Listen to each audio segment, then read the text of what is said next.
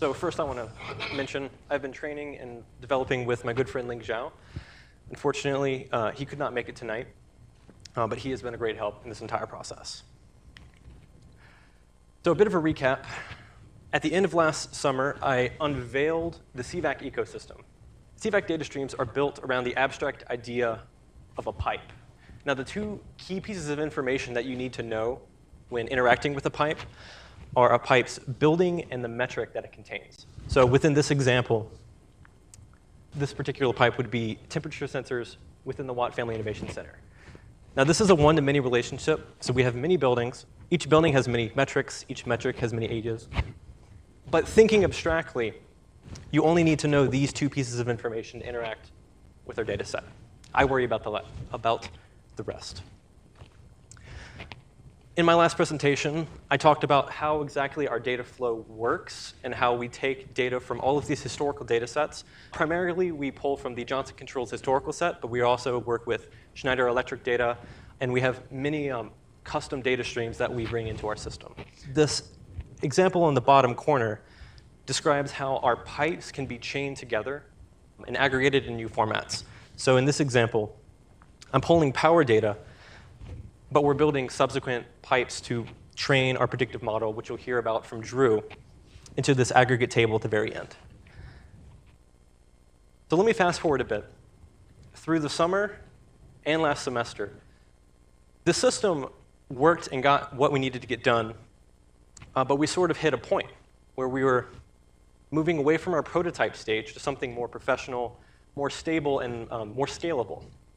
And so in December, I sat down and rewrote more or less all of my code into what I call the CEVAC Python package.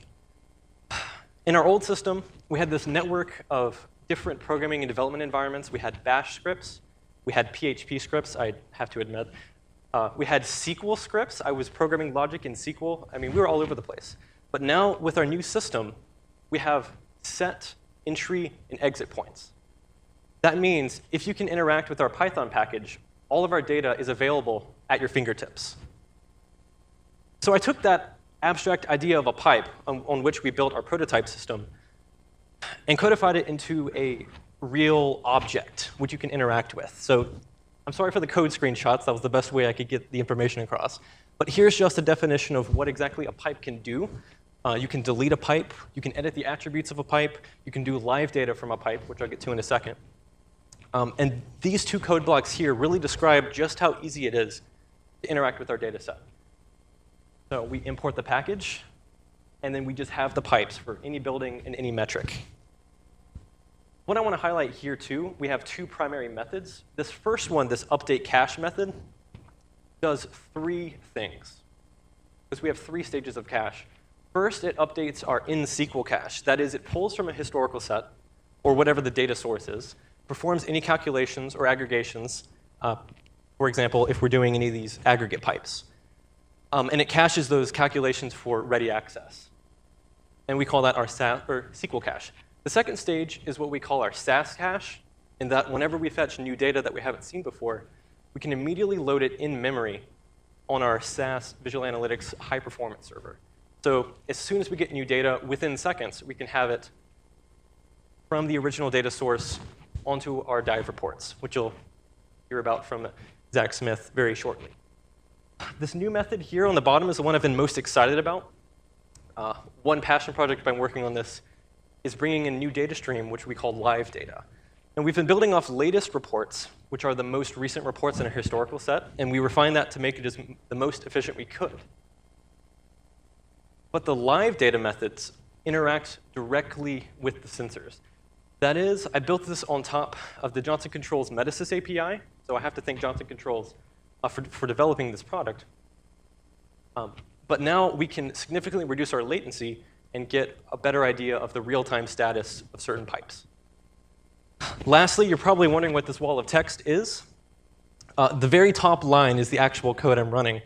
I'm demonstrating here how simple it is. So that pipes watt CO2, that's just a pipe object. And by doing a pipe.points, I can, at my fingertips, have different definitions for every sensor within a pipe. The point slice ID column is one way we represent it within our historical data sets. But that object ID column is what we use whenever we're doing our live data system. We have human readable strings that we've generated here, and then these are the fully qualified references for more in-depth analysis. So what does all this mean? Let me show you a real example. I started this off for my personal use, and the usefulness of it really grew into a new side project I've been doing. This is the admin dashboard. I've ported this over from my old stack, which was a PHP site, to running entirely within a Flask server. Now, if that sounds like nonsense to you, I'll explain it. It's running entirely within a Python environment, which means we can directly interact with the Python package within our web process. So by clicking any of these buttons, updating the cache, pushing to the laser server, deleting, and a whole other myriad of actions, we can directly access our in-memory pipe instances, so we don't have to keep fetching and doing redundant transfers. Lastly, I made this mostly for debugging use. This is an example of fetching one of those latest or live instances where you can really judge, at the click of a button, exactly the real-time status of a pipe. This particular instance being occupancy data, but it really applies to any metric that we have. All of that being said, I wish I could keep going, but I would like to hand the mic over to both Zach, Solomon, and Carr. Thank you for listening.